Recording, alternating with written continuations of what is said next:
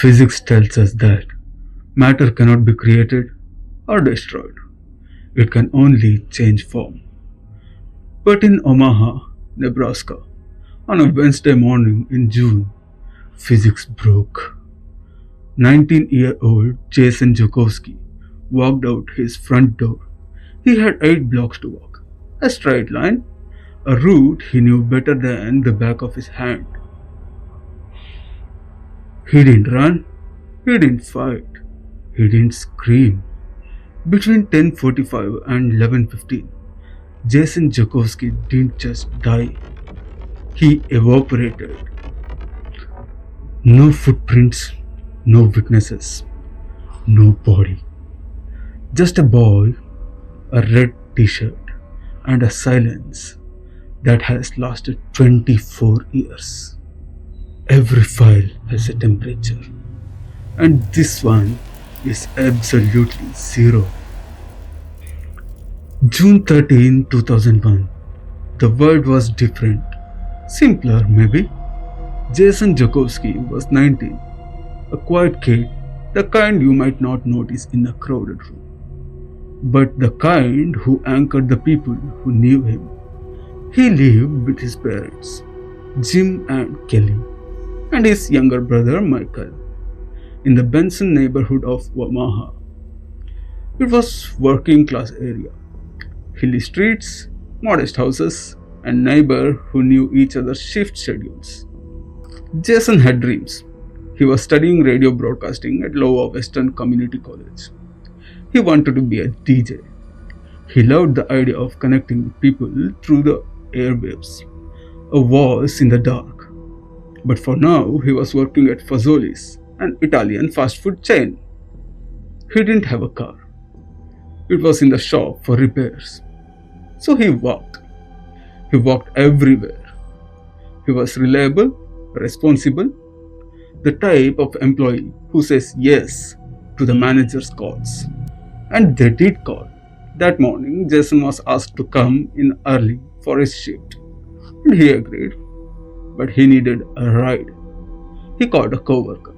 She agreed to pick him up, but not at his house. They agreed to meet on Benson High School. It was a common landmark, easier for her to navigate to.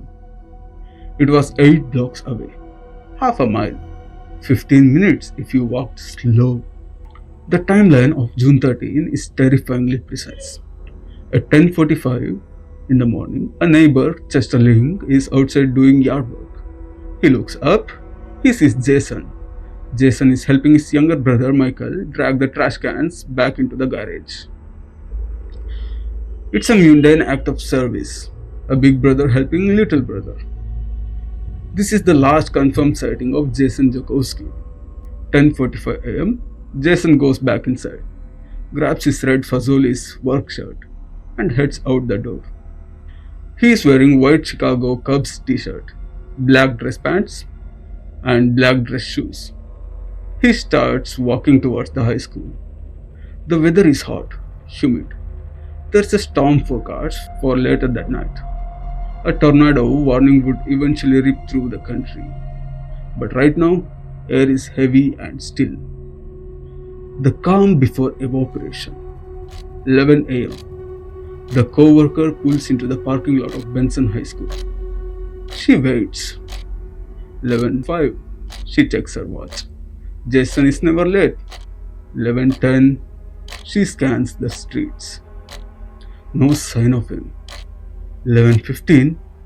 Worried, she drives to nearby gas station and calls Joukowsky's house. Jason's younger brother, Michael, answers. Is Jason there? She asks. No, Michael says. He left to meet you. The math didn't add up. He left at 10:45. The walk takes 15 minutes. It was now 11:15. Somewhere in that 30-minute window, on a quiet residential street, in the broad daylight, Jason Joukowsky had ceased to exist.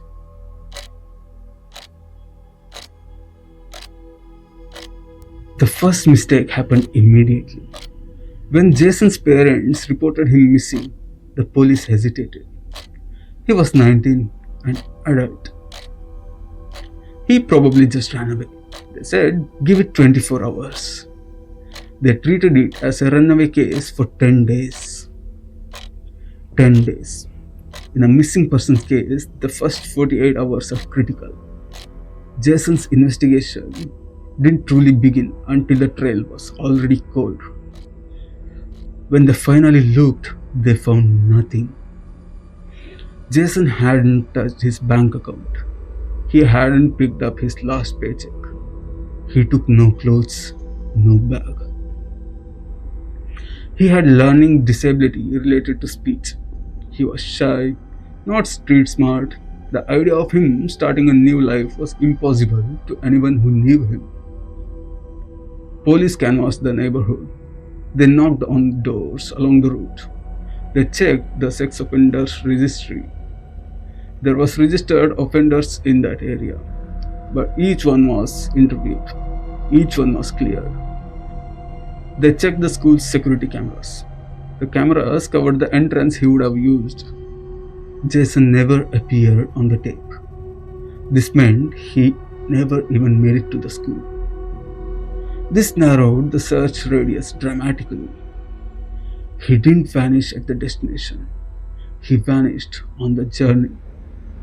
Somewhere between his driveway and the school property line, a distance of less than a half a mile, something intercepted him. Did a car pull up? Hey Jason, need a ride? Jason was polite, trusting. If it was someone he knew, a neighbor, he might have gotten it. But if it was a stranger, in a broad daylight, without a struggle, without a scream. That night, severe storm hit Omaha. Tornado sirens wailed. Rain washed the streets clean. If there was any physical evidence, a tire tracks, a footprints, a drop of blood, the storm took it. Nature itself seemed to be conspiring to keep the secret. When the facts are absent, theories rush in to fill the void. And in the Joukowsky file, the theories range from tragic to the sinister. Did a driver, distracted or drunk, hit Jason as he crossed the street? Panic sets in. They put the body in the trunk to hide the evidence. It's plausible, but remember, it was 11 a.m. The streets were quiet, but not deserted. A collision makes noise. A body is heavy. No skid marks were ever found. Did someone call him for a porch? Someone he recognized? Come here for a second, Jason. This is the most chilling theory. That he never left the street because he entered one of the houses.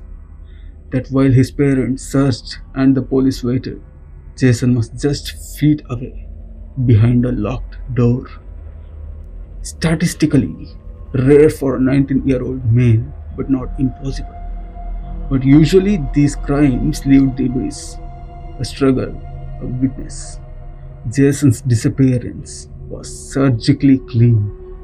His mother Kelly has always felt that someone he knew was involved because the timing was too perfect. He was only walking because his car was broken.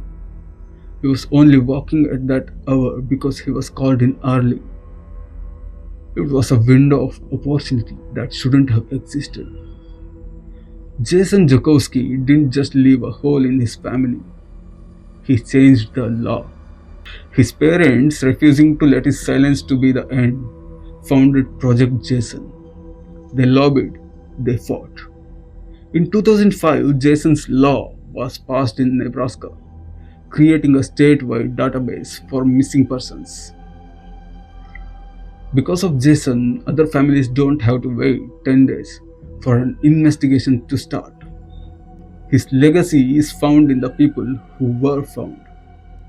But for the Joukowskis, there is no period at the end of the sentence.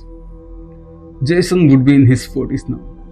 Maybe he is still out there, or maybe he is still on the street, hidden in the geometry of neighborhood that refuses to speak.